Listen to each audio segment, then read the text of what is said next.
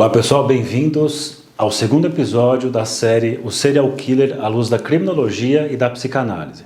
Eu sou o Saulo Durso Ferreira, eu sou psicólogo e psicanalista. Para começar aqui, retomar o que eu falei no último episódio, aquele trecho que eu trago Jacques Lamillard, que ele caracteriza 3 tipos de crime: crime do simbólico, crime do imaginário e crime do real. Esse crime do real é o crime que rompe com o laço social e revela ali o que algumas pessoas chamam de monstros. E é ali que se localiza o serial killer dentro desse raciocínio. E para tentar entender melhor isso, vamos falar da questão da violência. O que é a violência? Um fenômeno que manifesta a ação de uma força. Essa violência, ela pode ter tanto um marco simbólico, e aí caracterizaria, por exemplo, o sujeito que comete lá uma certa violência, uma justificativa para tal ato violento. Não no sentido de que a violência é justificada, mas que ele justifica para si o motivo de ter sido violento. É diferente quando a pessoa comete a violência pelo simples prazer, violência pela violência. Nesse caso, nada justifica, é só o prazer pela violência.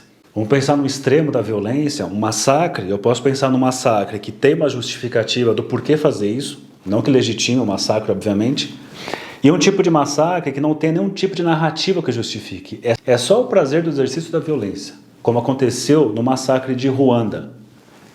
E quando eu falo aqui desse prazer, eu estou no limite para cair nesse lugar do real. Um lugar do mais além do princípio do prazer. Para a psicanálise, isso tem total relação com o declínio da função paterna. A função paterna é o freio, é a lei, é o que interdita. Freud localizou a função paterna na família patriarcal, mas também localizou na questão da cultura, localizou na antropologia. Então, muito mais do que o pai, não se trata disso, é uma lei que todo mundo obedece àquela lei. Abrimos mão dos nossos impulsos agressivos e sexuais para viver em sociedade, e essa lei impede que esses impulsos agressivos e sexuais violentos apareçam em sociedade, para não virar uma barbárie. Se nada frear, eu caio na pura pulsão de morte. O Lacan, inclusive, ele já pensa a partir da questão do declínio da função paterna, que o Freud começou a perceber que algo se movimentava nesse sentido, e vai pensar na questão do ponto de excesso no impulso superegóico.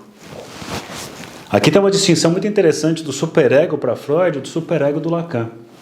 O superego para Freud, tudo a ver com a função paterna, é um impeditivo, o que proíbe, tem lá o seu ideal, a figura do pai, a figura da autoridade, a figura da lei, dizendo não faça isso.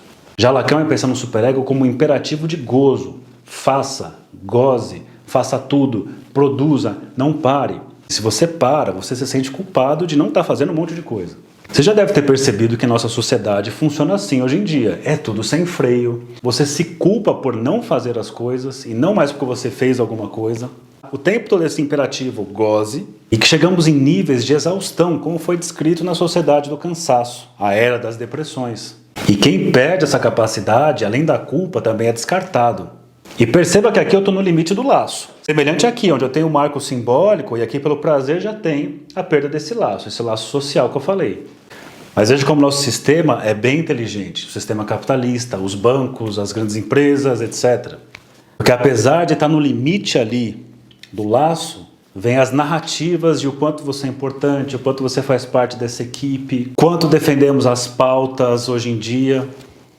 Tudo conversa, né? Tudo conversa para só extrair mais e mais dos humanos descartáveis.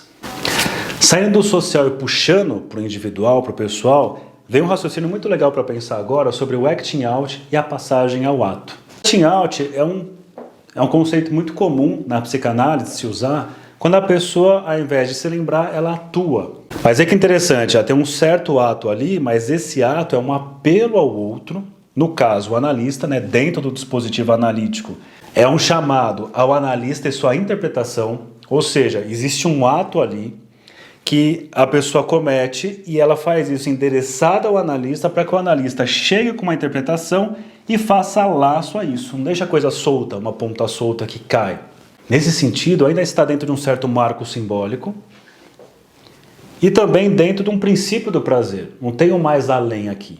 Apesar de ter esse ato que seria um mais além, tem a puxada para dentro da transferência, do setting, com o analista que traz de novo para esse registro.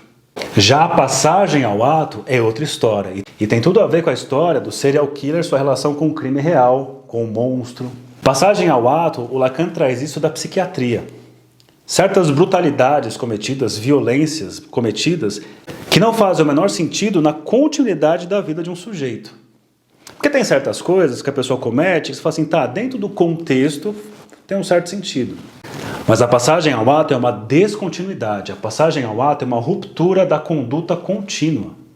E ela sai do âmbito do princípio do prazer e cai no nível do desprazer. Lacan diz o seguinte, inclusive, depois da passagem ao ato, o sujeito não é mais o mesmo. A pessoa pode ser a mesma, mas a posição do sujeito muda.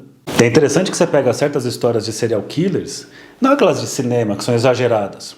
Você tem muitas vezes uma vida super normal que um dia acontece alguma coisa dessa ordem e a partir de então o sujeito muda. Começa a sua série. Desencadeia isso não é uma questão cerebral, psicológica, é uma palavra, é uma frase, são elementos que desencadeiam essa ruptura com esse marco simbólico, cospe esse sujeito para o real, para essa coisa sem sentido, descontínua, essa ruptura, e nessa hora o outro não existe. Veja que interessante, existe o ato endereçado a um outro para trazer uma interpretação, para reamarrar a coisa dentro de um campo simbólico, e tudo acontece numa certa continuidade. E na passagem ao ato não existe o outro, não existe uma busca pelo simbólico, não existe uma busca por uma interpretação. É uma descontinuidade, um sem sentido. O Lacan trabalha com a noção de tempo lógico, que ele diz que existe o instante de ver, o tempo de compreender e o momento de concluir. A passagem ao ato, como é da ordem da urgência, ela exclui o segundo tempo. Então, é um instante de ver e o momento de concluir.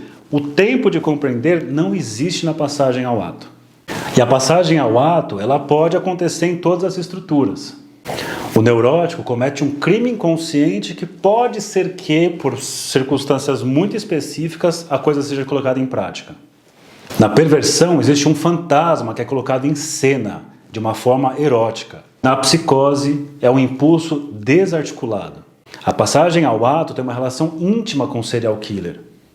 Mas será que ele é psicótico, perverso ou neurótico? É isso que nós vamos tentar descobrir nos próximos episódios. Até a próxima!